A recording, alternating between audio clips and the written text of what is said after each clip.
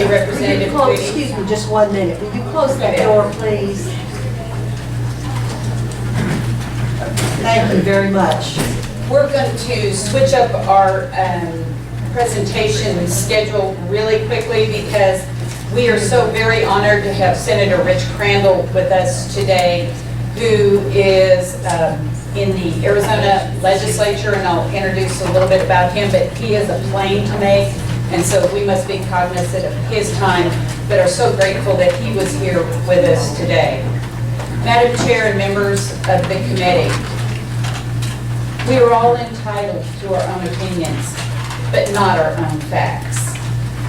And I think that's what this committee has witnessed today and has witnessed in the past, is a bit of confusion about the facts, about the Common Core, and about their implementation in the state of Oklahoma, which is currently underway. I think it's very important that we begin with a key question that Representative Nelson asked. What is a standard? What is a curriculum? The Common Core standards we call a framework. And let's liken this to something that's going on in Oklahoma City right now. The wonderful Devon Tower is being built downtown. When we began the building of that tower, it had a metal framework, if you will. That metal framework defined the footprint of the building, it defined the dimensions of the building and how tall the building would be. I'm asking you to liken that analogy to the Common Core standards. It is a framework that defines the general footprint under which our students will be studying. It defines what every child should know and be able to do per grade level, per subject level. That is determined by a group of private individuals from the Council of Chief State School Officers, of which I am proud to be a member, and by the National Governors Association, of which Governor Fallon is an active member as well. Individuals, teachers, educators came together to help write those standards.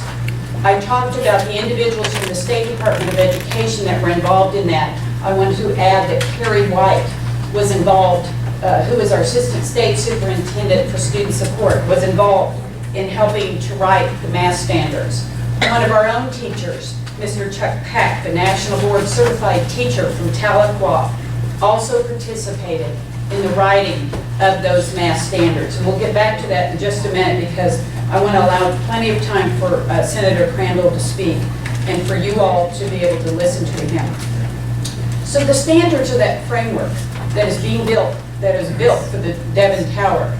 But we're now watching the glass and the exterior added to it. We're seeing that rooms are being developed on the inside and that the functionality of the building is being established. That's the curricula. That is what is being developed in each and every separate school district in the state of Oklahoma as we implement the Common Core. The Common Core is a common set of standards that will allow Oklahoma children to be able to compete against other children from across the country. Those standards are allowing Oklahoma teachers, as they make these standards come alive for Oklahoma children, to treat on an individual basis in each and every separate school district based on the needs of the students in those school districts. But they will be able to do it in conjunction with other teachers from across the country. I have a quote for you from a teacher that commented on this to Ms. Tiffany Dean from the K-20 Center. She says the Common Core state standards are great because it allows me as a science teacher to work with math and language arts teachers to enhance my curriculum. My curriculum. I'm no longer isolated and confined to my classroom. Students can gain reinforcement from other classrooms concerning the concepts that they cover in the classroom. So the standards are set by a national group. The curricula is being developed right here in Oklahoma, right now, for Oklahoma students. And so I think as we begin our discussion, it's very important to establish those facts. I'm going to quickly then pivot to introducing to you Senator Rich Crandall. And I just want to give you an oversight of a few of Senator Crandall's accomplishments. He is the chair of the Arizona State Education Committee. He's the former chair of the Arizona House Education Committee, and he is also chair of the ALEC Education Innovation Committee. And I will yield this part of my time to Senator Crandall, and we are so grateful that he was able to take time out of his busy schedule to be here with you today. Senator.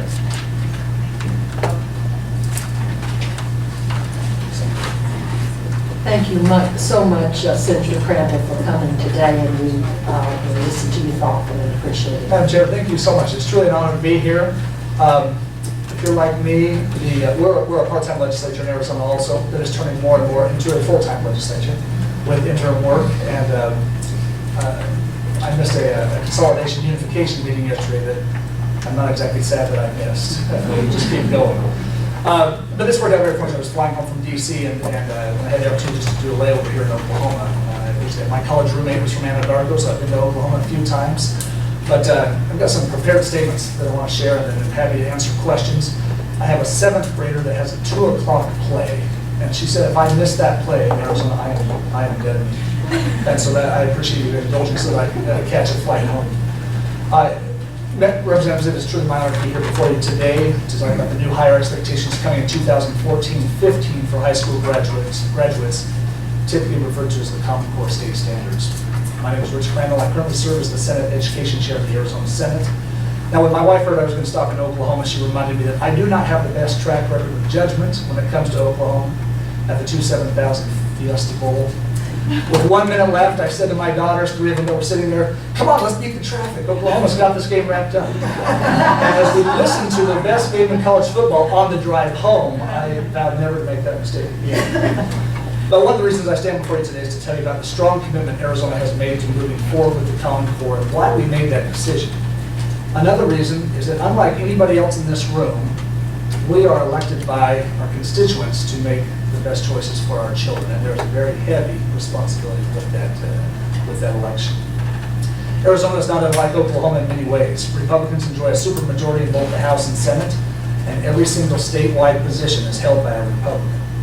We are known as a strong conservative state with a heavy Tea Party influence. We compete against Oklahoma and Alabama for the strictest immigration legislation, and we pride ourselves on our state's rights, local control, and school choice.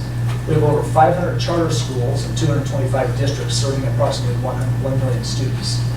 Just a little side note, if you think school choice is a silver bullet, I'm here to tell you it's not. It is critical and it is important, but it's not the panacea to competing against the rest of the world.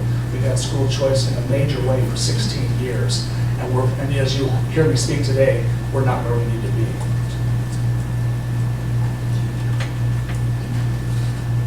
Just like Oklahoma, we've also passed a marriage amendment, restrictions on abortion, and this past year, I sponsored the same bill that Representative Kerr did on social promotion and third grade retention. We're excited to see what impact that's going to have in our state. And I'm going to watch closely your state because we're still struggling a little bit with what interventions do we do K through 2, ready for that. Finally, you have a Stoops, we have a Stoops. Your Oklahoma State folks put a serious hurt on our Stoops, and I'm not sure at the end of this year if we will have Stoops. I hope we do because I really like it. You may be wondering why such a conservative state as Arizona, and why a conservative such as myself has jumped in with both feet to adopt and implement the Common Core state standards. Every single statewide elected official in Arizona has endorsed the direction we are heading, except maybe the state mine inspector, just because we haven't asked it yet. That's not that. As well as our State Board of Education, a majority of state lawmakers from both parties, and our 3 largest business organizations. Governor Jan Brewer, who rose to prominence after signing our immigration bill, Senate Bill 1070, recently created the Governor's Office of Education Innovation and appointed this rock star to head it up for the purpose of making sure we implement the Common Core effectively and efficiently. 3 weeks ago, our governor launched a new website called ArizonaReady.com. This website is to be used to keep the public abreast of the progress we are making around several key education innovations, including our social promotion bill, letter grades for schools. I'm not sure if you've passed a letter grade in Oklahoma.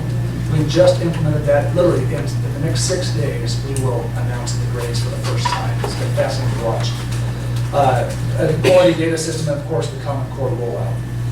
I want to share with you the 3 main reasons, but not the only reasons, why so many state policy leaders, elected officials, business officials have embraced these new internationally benchmarked standards. Our first reason is a little bit humbling, and it's hard for me to say this, but 13 years ago we failed the children of Arizona, and we have vowed to never let it happen again. As part of which I left behind, we implemented a high-stakes graduation exam at the end of sophomore year called AIMS, the Arizona Instrument for Measuring Standards. When it was first implemented, we had a very high cut score in order to pass and graduate. Unfortunately, the first sign that our kids would not be able to meet the new higher expectations that had been set, we were treated and lowered the bar. We, specifically the Arizona State Legislature. In addition, we had some parents that were upset. Their kids were not going to pass, they were not going to graduate. And literally, we just kowtowed to the organizations out there and backed right off. We didn't realize at the time, in addition, we didn't realize at the time that the new higher expectations we had set were still far behind most other states and the rest of the world. Even so, we didn't stand our ground and instead catered to outside groups who were not accountable to the voters. In addition, our exam was only used within Arizona. We've heard that mentioned a little bit this morning. It cannot be compared to anybody else, either inside or outside the United States. So every year, we congratulate ourselves for doing better than the year before, but we didn't realize that the world and the nation were blowing our doors off. If you want a recipe for K-12 disaster, I will tell you what it is. Put a very easy to pass high school graduation exam at the end of sophomore year. I have a couple examples of it. The ACT just came out with their new 2011 participation chart, just came out, showing ACT, SAT percentages. Arizona's dead last in the percentage of students who even take the ACT or the SAT, significantly because we get our graduation exam sophomore year, and everybody cruises junior, senior year, and then chooses not to go to college. Our second reason for implementing the Common Core is for the choices and options it brings to Arizona charter schools and districts. One very significant false statement I heard earlier, I wasn't going to speak to much of this, but I have to say, if you think standards lead to a common curriculum, well, that would have already happened in Oklahoma. It would have already happened in Arizona because you had common state standards for all districts to comply with for the last, I'm guessing, probably a couple decades. And I'm guessing also, this is purely a supposition, that not every district in Oklahoma uses the same curriculum. If that were true, that standards determine curriculum, we would have come to that conclusion by now. One argument people make against the Common Core is the fear that it leads to a national curriculum. In fact, the exact opposite is true. The Common Core is about standards, and that is all. People believe we are headed toward a national curriculum and do not understand the power of the free market. Competition in education is a good thing, and Common Core is no different. As the father of 7 children, I've experienced many educational options. Most of my children have attended traditional, back-to-basics schools, utilizing the classics with heavy American history emphasis of the Constitution and the principles of the Founding Fathers. In Mesa, we call these the Franklin schools. These schools do not fear the Common Core at all. They know they can continue using their traditional curriculum with the idea that expectations will now be higher. The good news is many of these traditional schools already had higher self-imposed standards than the state, so I'm not sure we'll see much of a difference when they're adopting the Common Core state standards. And I have some prolific readers as children who love to read fiction, and they get to read all they want. We're already seeing huge investments in curriculum options being made by the big boys, and we've heard some attacks on Pearson and McGraw-Hill. I'm more excited though about the entrepreneurs and the innovators. This is why Rupert Murdoch recently bought Wireless Generation. It's a small but successful education software company. Then he hired away Joel Klein from the New York City schools and committed $500 million to get Wireless Generation ready for what is coming next. It's not just the big boys, but small companies like Apangaea, an online math program recently adopted by Idaho and Indiana, are getting into the act. As the Common Core is implemented across 40+ states, Arizona will have more curriculum options than ever before. In addition, in 2 weeks, I would love to invite anybody who wants to attend the National Open Education Resource Conference is being held in Park City, Utah in 2 weeks, where we will see significant online, low-cost, free resources being developed by teachers and others around Common Core standards that will be widely available to all to use and critique and refine. We firmly believe that the cream will rise to the top as people are able to see who gets results and who doesn't. One final reason for joining with other states to implement Common Core is because of the transiency of Arizona residents. Very few people are from Arizona. It's a great place to live if you love the weather.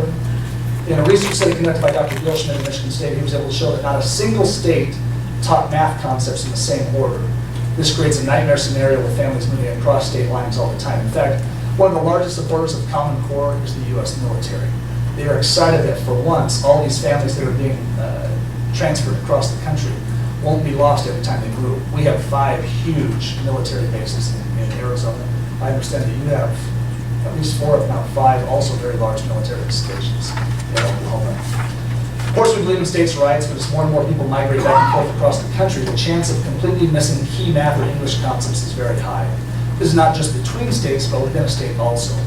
And because the math and English you need to know to enter college or a 4-year institution doesn't really vary from state to state, we're hoping a little consistency will bring down our outrageously high remediation rates. Some institutions in Arizona, that number is close to 75%. This is a tremendous waste of resources as well as a significant burden for these students. Now, as my constituents talking about Common Core, it gives me an opportunity to discuss with them the role of a lawmaker when it comes to education policy. I start off by apologizing for failing their children the last 13 years, and I'm very open about that. And then I talk about the future. I tell them it is my job to lose sleep worrying about why other countries continue to outperform us. But more importantly, I explain to them the very deliberate steps we are taking to make sure their children will be ready to compete. Now, I am having emailed to each of you a recent U.S. News article talking about AP exams. I love your question on AP, showing that we're making strides in AP to compete against other countries, but in a list, it has 10 bullet points of what other countries are doing in the STEM areas. It sends a little bit of a shudder through there. And so I don't know if Jessica, is that being distributed? Oh, that's it. Okay, so it has those bullet points.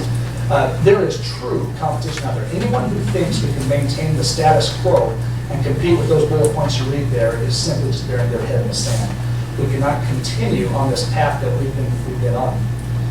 In conclusion, I can tell you that our economy, our national security, and our position as the world leader will depend on the actions we take. I cannot afford to cave to pressure to maintain the status quo or bury my head in the sand and pretend that all is well. If I do, I'm afraid I will wake up in another 13 years and realize I have failed Arizona's children once again. Thank you for the privilege of speaking before you today, and I have just 1 or 2 quick comments as I listen to solutions. And I was chosen as the Arizona Homeschool Legislator of the Year, so I'm a huge fan of homeschooling. That is not our solution for the U.S. problem, is that everyone homeschool their kids. I love hiring in my company homeschool kids because, man, can they work their tails off. But the biggest reason why they succeed so much is that one-to-one relationship. I mean, I am not teaching you something you've already mastered, like I would be in a larger classroom. At the same time, we've heard that Explore, Plan, ACT are ways to go. And we're doing that in Arizona. It's interesting, Arnie Duncan implemented Explore and ACT throughout the entire Chicago school district. I would not make the comment that Chicago is now internationally competitive. And then one final comment, be careful who you diss. Because the largest promoter right now of ACT Quality Core, Explore, Plan, and ACT is Mark Tucker. He is out there pushing the ACT exams everywhere because he sees it for what it is. It does provide comparability across the states. And according to my charts, I have 76% of Oklahoma students take the ACT. That is very, very commendable. Thank you, Madam Chair. Thank you very much, Senator Crandall. Now, because Senator Crandall has to catch a plane right away, we're going to go ahead and ask questions of him. So, Representative Nelson, you may go first. Thank you, Madam Chair. Senator, thank you for coming to Oklahoma. One of the things that was mentioned earlier is if you go to a national standard setup like this, that you're not very nimble anymore in terms of identifying things that need to be changed. I mean, would you comment on that? I saw a great slide on that exact question just the other day. They showed the very first horseless carriage, and they showed a Ferrari. And anyone thinks that the Common Core is going to be perfect when it first comes out, you're sadly mistaken. This is a very significant step to be taken. There's going to be changes that are going to need to be made. At the same time, that 15%, Arizona, for example, is implementing cursive. We feel that's important, so we made that choice as part of our 15%. There is a mechanism that is going to be in place. It's still being developed as to how, when we find something that doesn't work, we make that tweak. All right, thank you. Representative Kern for our question.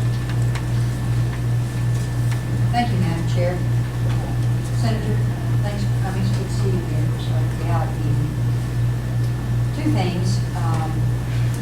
You said that with the implementation of the Common Core standards in Arizona, you can still use your same curriculum. Is that correct? Is that what you said? No, I said our curriculum options will be bigger than they ever have been. So we definitely can't use the same curriculum because then we'll get the same results. Well, okay. But the point is the Common Core standards, you have to use 100% of what the federal government puts on us. You can add to it 15%. So what is that going to do with, and I know you don't want to use the same thing you've been doing because it hasn't been working. So how do you know that this is going to work? I mean, how do you answer you heard today about, in the first PowerPoint presentation, about a number of individuals who were involved in the development of Common Core standards, who have some real problems with it. How do you answer those questions, those arguments? And our children are not a social experiment. We want to put on them something that's not developed yet, and then as we go along, try to improve it.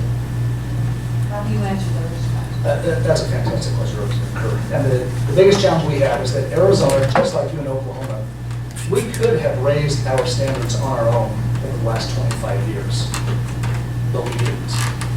And from what I've gathered in the hearing this morning, you chose not to either. We bowed to political pressure. We bowed to, hey, that's a tough thing to do. There will be critics if we attempt to make that. The one thing I've learned being on the education committee, there is always a critic on both sides of any education change. And so I could put up a list of 100 people who are on those committees who are just as favorable to the Common Core implementation standards, those who have worked on that. Doesn't mean we ignore them. No, there is something to be learned from. That's why I go to so many different organizations to learn. There's so many things to learn. I'm not going to let the perfect lead the way of the good. And so I'm not expecting perfection the second this thing's rolled out. We're implementing 1/3 of the Common Core in 12-13, another third in 13-14, another third in 14-15, so we can identify those things early. And then figure out also, do we need to put in more than just cursing and some of the other things we talked about? We appreciate that 15%. I'm not afraid of change because we've already failed our kids once. And so I have to take a tough stand on this. For a follow-up. Okay, how do you answer, I know you're a Republican, how do you answer the question on the issue of... Would you speak into the microphone? Yes, ma'am, sorry. How do you answer the question or the issue of this being an overreach from the federal government? Do you not see it as that? But it was interesting because what happened in the earlier presentation, all of a sudden it diverted off of Common Core and went straight to federal mandates, which is a huge issue for us in Arizona. We looked very seriously. Do we walk away from the $700 million that we get as part of Title I and all of the federal education funding? The reason I'm not seeing it as an overreach is because how many people in Arizona are involved, just like the superintendent made a list of people in Oklahoma. We have a huge group, and in fact, in a week, we have the entire, there's a portion of the PARC consortium coming to Arizona to meet with all of our higher ed professors to say, are these standards going to be what you need for students to be college ready? And we get to weigh in for 2 whole days on that piece. The U.S. Department of Ed has never come to us and said, hey, what do you want policy to be? But we've got a very, very active part of the consortium, and so that gives me a level of comfort back there so far. One last thing. I'm going to ask you to get back into the queue because we have several others that would be happy to let you ask yours in a moment. Representative Casey, for a question. Thank you, Madam Chair. Thank you, Senator. My question, I don't know if you'll be able to answer or not because of no matter where you raise the bar, most people will reach that bar. But the ones that don't, what is the state doing to help those people, in order to be able to be productive in society and not be a drain to society? Our biggest challenge is, in fact, and I'm not sure if you have the same problem in Oklahoma or not, our biggest challenge are our reservations right now. And if I remember correctly, Oklahoma has a huge Native American population, but you don't have reservations. I thought I'd heard that before. Well, don't say that to the Osage Nation.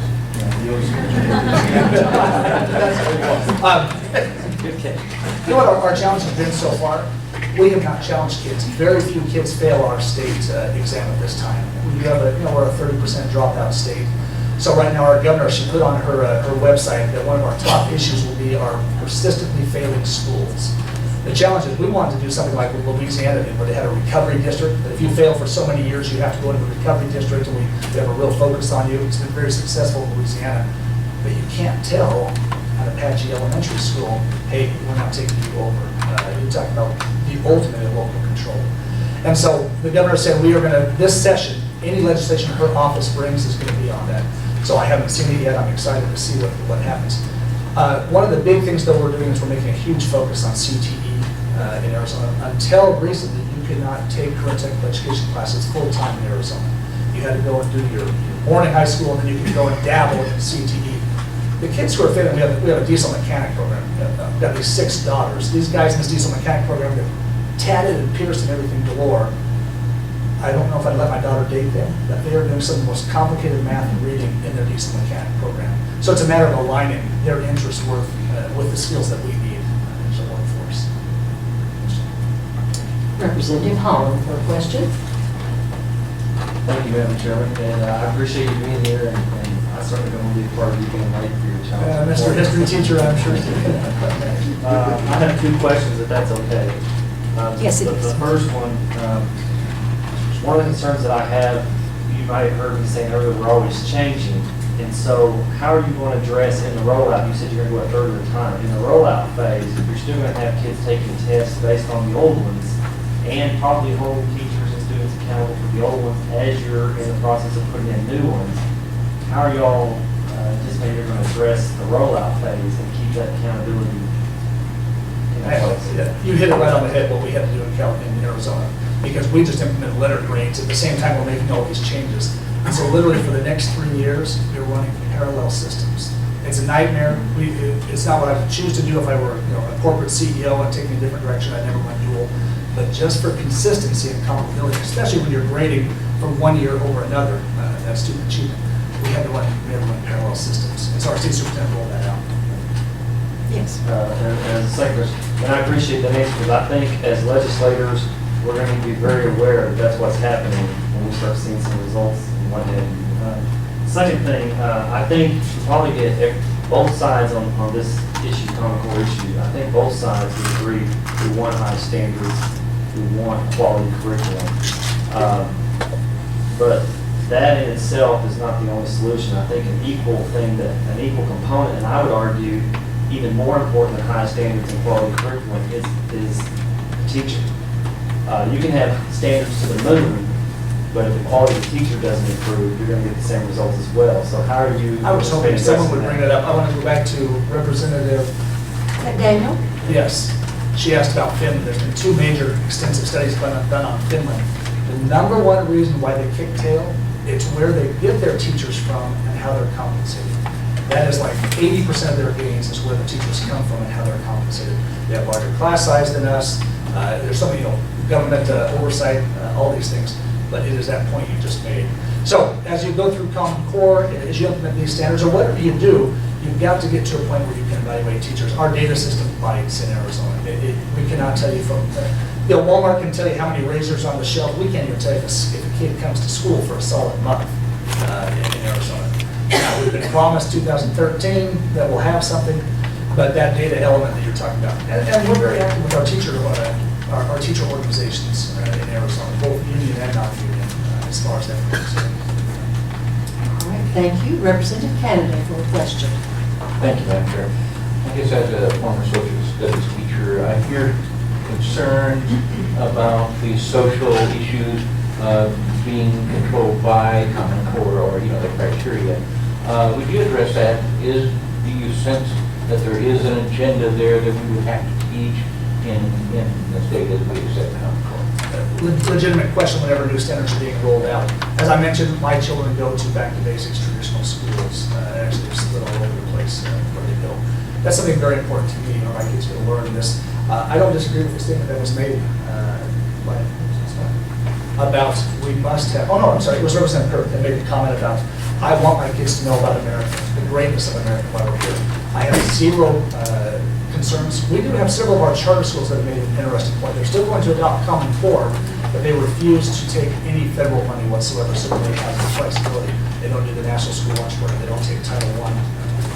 But in fact, we really screwed them over when we made them take some of our money and we backfilled some cuts with federal money because they were now liable. We screwed up on that one. But, All right, thank you very much. We do have just a couple more questions before we wrap up. Representative Reynolds for a question. Thank you, Madam Chairman. I'm Representative Reynolds, and I'm wondering, does Common Core affect where we get our teachers from or how much they're paid? It does not. It does not. There's a lot of things you can do without Common Core. So the success in Finland, though, which you said is overwhelming, has nothing to do with Common Core. I have to agree with you. And I'm sorry, I don't mean to be disrespectful, but I have to ask this. Follow-up, thank you. I have to ask this question. Did I hear you say that Arizona was in last place? The percentage of students who take the ACT or SAT were in last place. And so you haven't seen a positive outcome from anything, you're just hoping the federal government and the Common Core standards are going to improve that? We know that we're implementing 4 key reforms, and that's one of them is higher standards. All right, thank you. Representative Curran, did you have another question? No. All right. We thank you so much. We really do appreciate your being here, Senator Crandall, and we trust that you will have a safe trip back and get to enjoy your daughter's performance. And we do invite, ALEC is held in December in Phoenix this year. Great time. January, February will be a little better, but still a good time. Thank you very much. Thank you. All right.